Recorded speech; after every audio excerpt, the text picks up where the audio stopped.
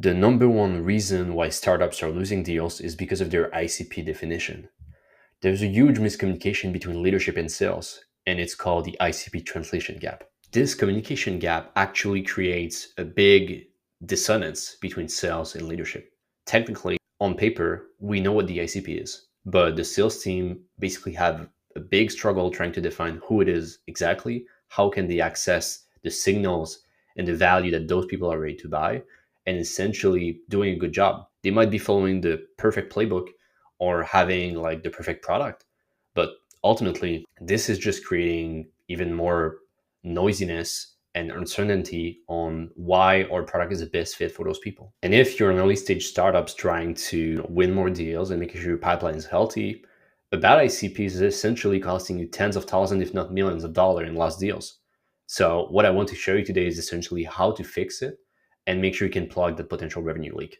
If you don't know me, I'm Gab Bugeaud. I've been in marketing for almost a decade, mainly in B2B SaaS, and I've been helping B2B SaaS startups for the last 2 years as a fractional product marketer.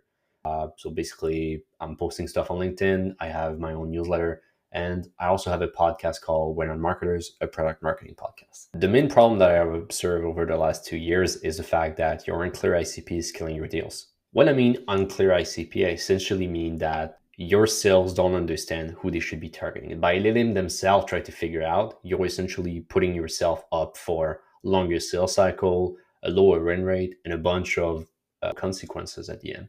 What I see all the time is the fact that founders are defining their ICP with a broad range of company size, such as, hey, we're targeting every mid-market companies in tech by 50 to 5,000 employees, which sounds good on the slide, but in reality, it's way too broad.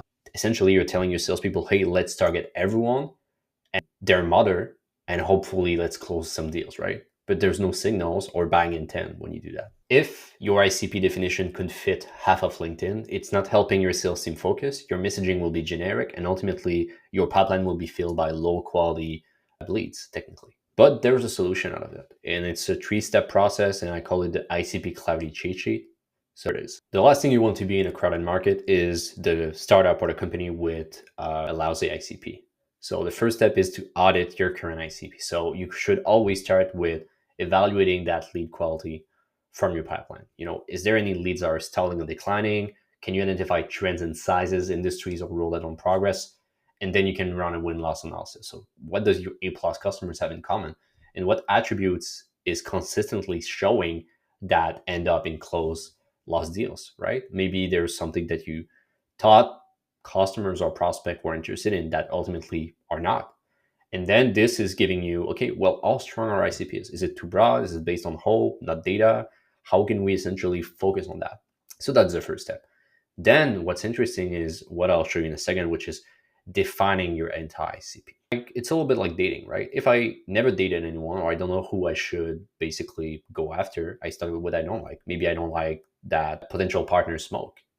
In that case, it's easier for me to define who I should go after because this is a negative. I don't want someone to smoke.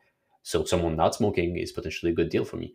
The same for your ICP. If the company has a specific tech stack that you could work with, well, everyone that doesn't have that tech stack is automatically removed from the equation, removed from the way your sales team can create lists and identify buying signals and go to the right people, essentially. The anti-ICP is essentially the customers who look like a fit, but are almost always wasting your time, draining your team, or just not converting.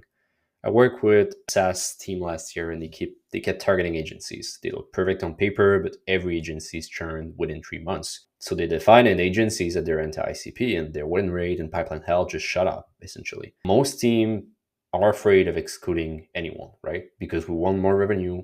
We essentially want things to work. We don't want to miss out on potential revenue, but saying no to bad fit prospects is the fastest way for you to win more deals. The secret hack to fix your unclear and vague ICP is the anti-ICP. I truly believe that. But basically here how you can fix it. The first is to identify your deal breakers. If there are some companies with fewer than 10 employees, for example, and don't have the budget or the urgency for your solution, save some times, right? Because this will be long sales cycle and chances of conversion will be pretty low. Then check sales for resource drain indicators, right? Is there specific lost deals that when it's more than 5 demos before a decision, they end up churning quickly? or they need a lot more work to nurture those deals, separate those accounts into tiers. There's a couple of tools that exist, but I'm sure you're able to craft something with AI when you can break down those accounts from your CRM into different tiers, being deals breakers, essentially perfect fit, and trade indicators. Then you can filter your pipeline to get your disqualified ratio. So if after analyzing all of last quarter deals, you realize that 30% of them are lost opportunities or that they're essentially red flags, then you can just find patterns and adapting your ICP documentation so sales can focus on the right deals faster, and essentially you'll save a lot more money that way. So now marketing, you can stop wasting budget on doomed prospects, still can qualify faster, and your pipeline can get healthier a lot faster too. So next time you're planning out your weekly task, here's your move. Audit your ICP and try to define your anti-ICP this week. You can have my checklist. You can have all of those assets into the description. You'll get access to my newsletter as well when I'm posting content like this bi-weekly. So every 2 weeks and not twice a week. But essentially, all you need to remember is just this. Don't let a fuzzy ICP quietly bleed your pipeline. Clarify who you don't serve, and you'll close more of the customers you actually want. That's it. See you next time. Cheers.